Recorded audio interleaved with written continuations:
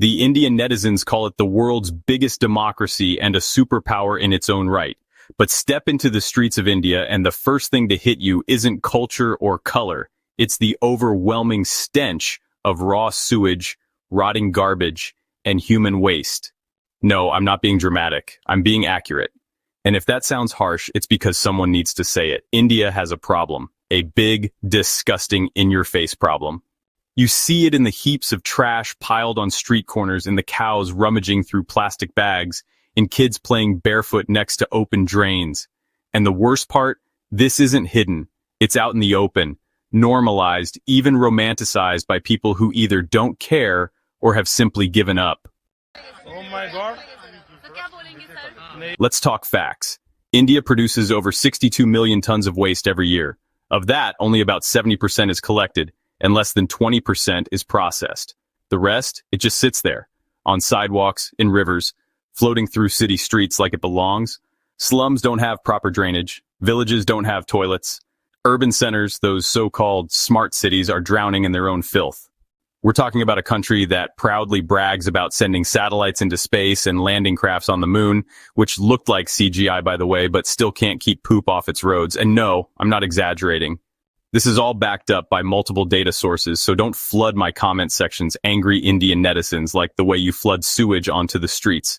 In fact, let's talk about open defecation, a phrase that's way too common in a country with over 1.4 billion people.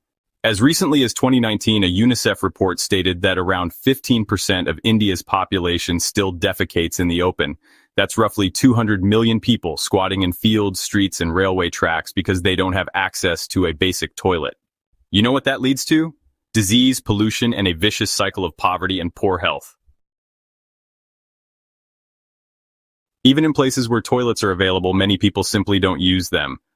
Cultural taboos, lack of awareness, and poor maintenance mean that government-built toilets often just become storage rooms, or worse, unusable blocks of cement filled with filth. Remember the Air India flight that had to be grounded after Indian passengers clogged the toilets with towels, pads, plastic, basically anything that wasn't their waste?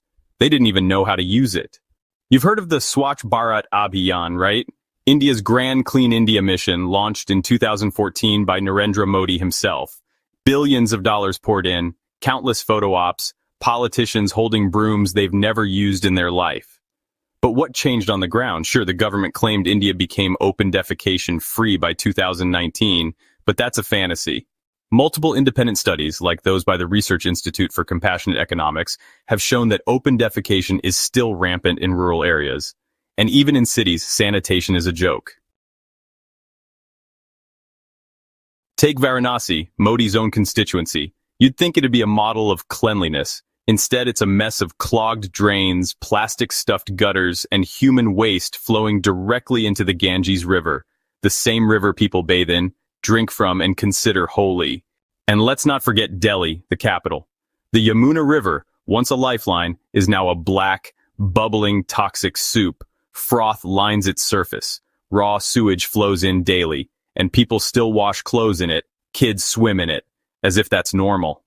And of course, the most holy Ganges River, which is polluted to high heaven and contains more than 1,400 times the acceptable amount of coliform bacteria found in feces, according to a local government report. And it's not just the rivers. Walk through the streets of any Indian city, Mumbai, Chennai, Kolkata, Lucknow, and you'll find garbage everywhere. Not just wrappers and plastic bags, I'm talking animal carcasses, rotting food, diapers, syringes, and literal piles of human waste. And yes, cows stand right next to it, munching on garbage as if it's gourmet. So let's address the cow in the room, religion and tradition. The sacred cow, worshipped by many, roams freely in Indian cities. But it doesn't live in temples, it lives in garbage dumps, often feeding on plastic and dying from it. But talk about controlling stray cows, and suddenly it's a political and religious landmine. Hindu nationalists would prefer if you shut your mouth rather than talk about the cow that's clearly defecating everywhere on the dusty road. So, instead of fixing the problem, people just tiptoe around it. I don't blame them. I wouldn't want to be attacked by an angry mob either. This isn't just a hygiene issue, it's a public health crisis. In 2020 alone, India reported over 11 million cases of diarrhea in children under 5. A disease closely linked to poor sanitation and unsafe drinking water. Cholera, typhoid, hepatitis, and countless other preventable diseases continue to wreak havoc in communities that lack clean toilets and waste management. This is not a superpower, this is a super pooper. But let's zoom out for a second. Imagine being a tourist arriving with dreams of spiritual discovery and colorful festivals. You land in Delhi or Agra and are greeted not with incense and temples, but with the smell of piss, the sight of overflowing drains and children defecating in open fields. That's the reality. India spends millions advertising incredible India abroad, but if you want to see the real India, don't go to the Taj Mahal. Go a few streets over and take a deep breath. You can't fix a problem you refuse to admit, and India, frankly, is in deep denial. They point fingers at population. Too many people, not enough infrastructure. But that excuse is getting old. Countries like Bangladesh have higher population density and better sanitation indicators. So what's India's excuse? They blame colonialism, poverty, weather, you name it. But the truth is, this is a failure of governance, priorities, and basic human decency. If you can build highways, launch satellites, and host G20 summits, then surely you can build a working toilet and manage your trash. You want to see just how neglected this issue is? In many Indian cities, manual scavenging is still a thing. Yes, in 2025, people, mostly from Dalit communities, still clean human excrement by hand. No gloves, no machines, just a bucket and a broom. It's inhumane, it's illegal, and it still happens, because nobody cares enough to fix it. And here's the sad irony. Indian culture is obsessed with purity and cleanliness, personally. You'll see people washing hands 3 times before eating, taking shoes off before entering homes, and washing after every bathroom visit. But step outside and suddenly all that goes out the window. There's a disconnect between personal hygiene and public sanitation. It's as if the streets don't count. As if the moment trash leaves your house, it stops being your problem.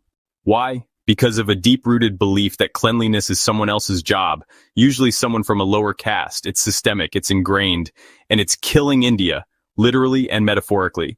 Civic sense is non-existent in the vast majority of the population's minds. So what now? What's the solution? First, education. Kids need to be taught that throwing trash on the street isn't normal, that peeing against a wall isn't okay, that a railway track is not a toilet, that cleaning is everyone's responsibility, not just the poor. Second, infrastructure. India needs to build more toilets, better sewage systems, proper garbage collection, and recycling units. Third, accountability. Corrupt contractors, lazy officials, and scam-ridden government schemes need to be exposed and punished. India doesn't need more slogans, it needs real action. And finally, cultural shift. Cleanliness must be seen as a matter of pride, not class. It should be as important to them as religion, cricket, or Bollywood. Because right now, India isn't just dirty, it's dangerously, embarrassingly, unapologetically filthy. And no amount of spin or nationalism can cover up that smell. If you found this eye-opening, then please like, comment, and subscribe. Thanks for watching.